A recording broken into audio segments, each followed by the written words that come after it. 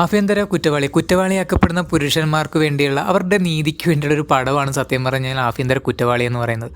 സമൂഹത്തിൽ അധികം സംസാരിക്കാത്തതും എന്നാൽ ചർച്ച ചെയ്യപ്പെടേണ്ടതുമായ ഒരു കാര്യത്തെ വളരെ നീറ്റായിട്ടാണ് സംവിധായകൻ എടുത്തു വച്ചേക്കുന്നത്. കഥ എന്താണെന്ന് വെച്ച് കഴിഞ്ഞ് കഴിഞ്ഞാൽ വളരെ ആഗ്രഹത്തോടുകൂടി കല്യാണം കഴിക്കുന്ന ഒരു യുവാവ്, തുടർന്ന് അവൻ്റെ ജീവിതത്തിൽ ഒരു കെട്ടിച്ചമക്കപ്പെടുന്ന ഒരു കേസ് വരുന്നു, ഒരു ഗാർഹിക പീഡന കേസ് വരുന്നു. അതിൽ അവൻ്റെ ജീവിതം വഴിമുട്ടുന്നു, അവൻ അതിനെ അതിജീവിക്കുന്നതുമാണ് സത്യം പറഞ്ഞാൽ ഈ സിനിമ എന്ന് പറയുന്നത്.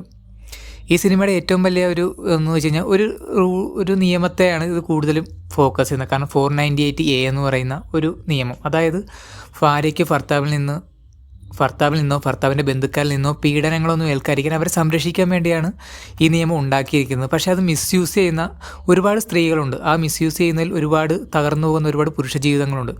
ആ പുരുഷ ജീവിതങ്ങളെയാണ് ഈ സിനിമയിലൂടെ കാണിക്കുന്നത്. കാരണം ആസിഫ് അലിയുടെയൊക്കെ അഭിനയമൊക്കെ മികച്ചതായിരുന്നു.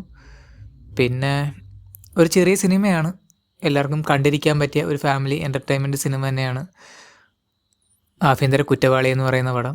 Thanks for watching.